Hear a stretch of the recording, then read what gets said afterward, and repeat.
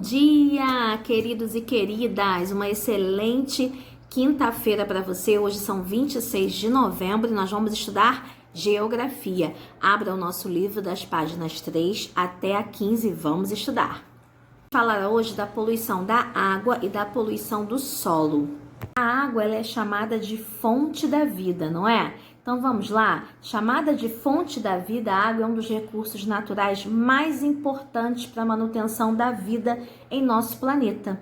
A água ela é essencial para nós, seres humanos, e também para todas as outras espécies de animais e vegetais. É graças à água, né, que nós conseguimos nos manter vivos e hidratados, né? No entanto, nem todas as pessoas possuem acesso a este bem tão precioso.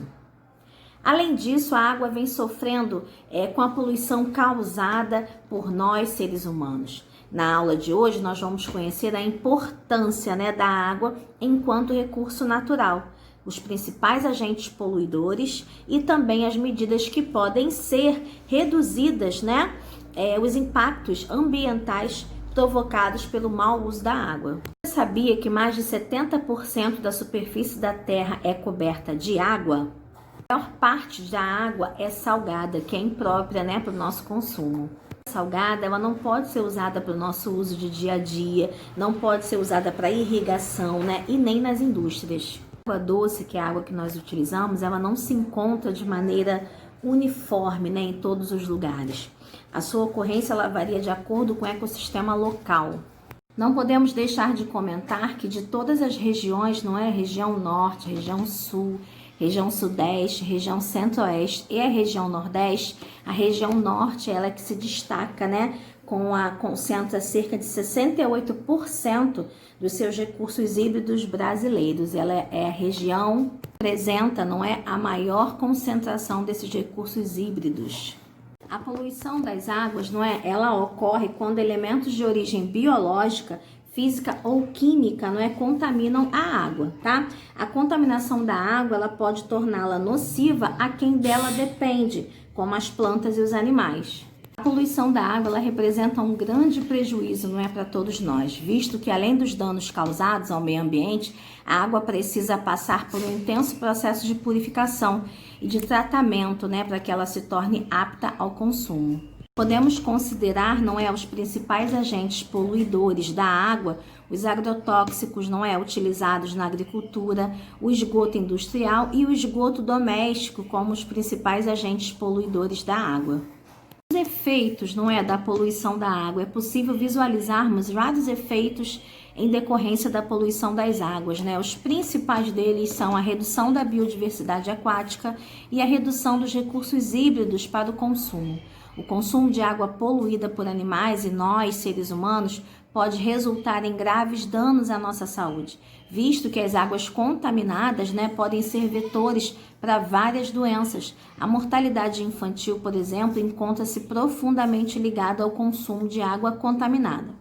Para o meio ambiente, os impactos provocados podem ser devastadores, né, causando a mortalidade de animais e de plantas, alterando completamente a biodiversidade e o ecossistema local. As plantas e animais aquáticos são os que mais sofrem e alguns enfrentam o risco até mesmo de extinção. Aqui embaixo, né, nós vemos como nós podemos contribuir para reduzir os impactos provocados pela contaminação da água. Para evitar a contaminação da água, é necessário mudarmos, não é, algumas das nossas ações. Assim, nós contribuiremos para a preservação ambiental e também para um mundo melhor. Tá? Nós podemos destacar minimizar o uso de agrotóxicos na produção agrícola, optar pela aquisição de produtos orgânicos, né? Não descartar o óleo de cozinha no ralo da pia. O produto deve ser guardado, não é, em garrafas PET e entregue a uma cooperativa. Além disso, você pode transformar o óleo em sabão. Tem várias dicas na internet de como você pode fazer isso. Descartar o lixo somente em locais adequados. Não descartar lixo ou medicamentos pelo vaso sanitário, né? Algumas empresas realizam a coleta de medicamentos vencidos, reduzir seu consumo de água, fechando as torneiras ao escovar os seus dentes ou ao lavar a louça. Quando menor o consumo, menor será também o desperdício, né? E o esgoto gerado, tá bom? Optar pelos produtos biodegradáveis. Não podemos deixar de afirmar, né, que a poluição das águas, ela se encontra diretamente relacionada às nossas atividades econômicas, né? As atividades econômicas desenvolvidas por nós, seres humanos. Vamos para os exercícios? Página 7. Por que a água é um recurso natural essencial para todos? Virando na página 8, 2, você vai marcar com X, não é? Qual é a região brasileira que apresenta a maior concentração de recursos híbridos? 3, você vai dizer quais são os principais agentes poluidores da água. E no 4, existem várias medidas que nós podemos adotar para reduzir os impactos que causamos nos recursos híbridos, né?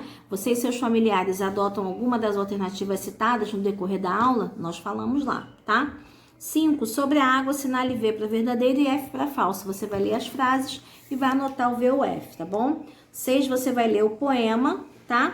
E vai completar a cruzadinha com as palavras destacadas, ok? As palavras que estão em negrito.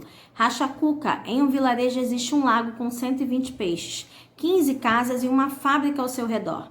Nos últimos 7 dias, a fábrica vem jogando no leito do rio 20 litros do seu esgoto industrial a cada hora. Caso nada seja feito, não existirá nenhum peixe em 60 meses.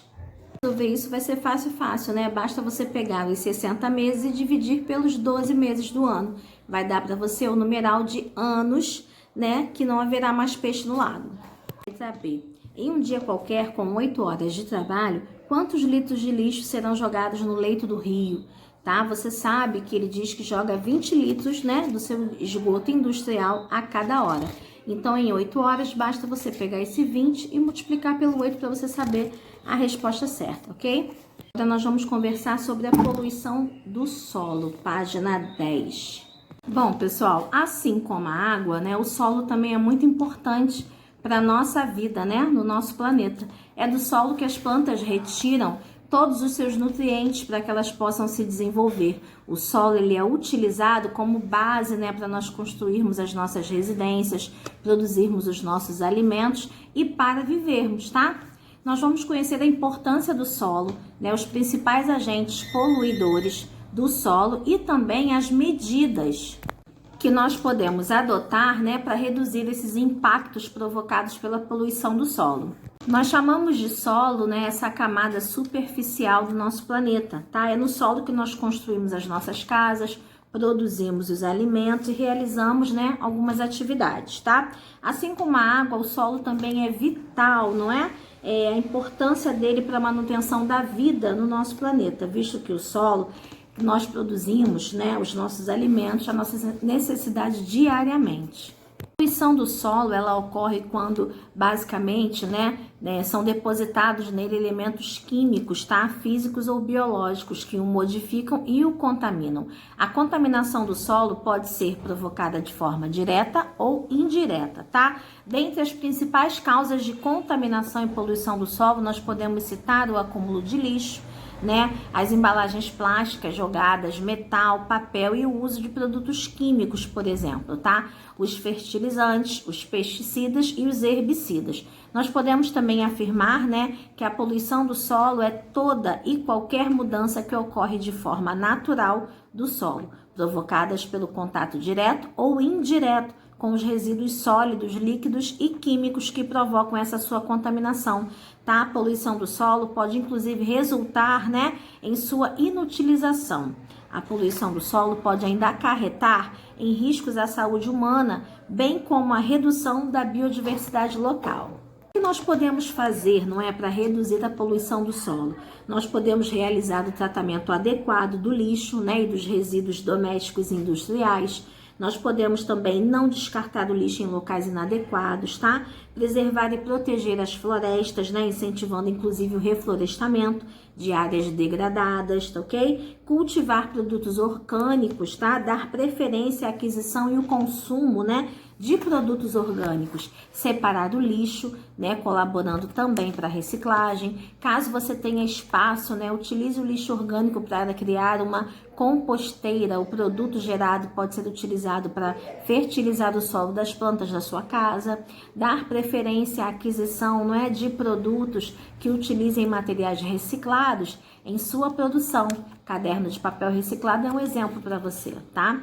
Embora pareça simples, né, a adoção dessas medidas contribui de maneira significante para reduzir os impactos provocados por nós, né, no solo e principalmente no meio ambiente. Na página 13, você tem aí embaixo, né, as cestinhas de lixo da coleta, né, da reciclagem, da coleta coletiva, tá? Aqui você lembra que a vermelha é de plástico, né, para plásticos, a azul para papéis, a verde para vidros e a amarela para os metais. Sabia que o solo mais fértil do nosso país é a terra roxa? Olha lá, a terra roxa é um tipo, né, de solo de grande fertilidade, um dos solos mais férteis do Brasil. Esse solo ele é proveniente do basalto, né, a rocha de origem vulcânica. Para os exercícios, olha lá, página 14 e 15, tá? O que é a poluição do solo? 2. Quais são as principais causas da poluição do solo? 3. Você vai completar as frases, tá bom? 4. São medidas que ajudam no combate à poluição do solo, exceto é a medida que não ajuda, tá? É a negativa, você vai marcar só a errada. Na questão 5, né, a família da régua, ela realiza diariamente a separação desses materiais recicláveis, né, presente no lixo de casa. Então, você tem que levar esse lixo reciclável, né, para ser entregue na usina de reciclagem da cidade. Você vai ajudar a régua aí achando, né, o caminho correto, tá? 6, você vai escrever em seu caderno um pequeno texto explicando por que nós devemos cuidar do solo, tá? Depois, quem quiser pode gravar um vídeo aí postando no nosso grupo, tá bom? Fique com Deus, até amanhã. Tchau, tchau.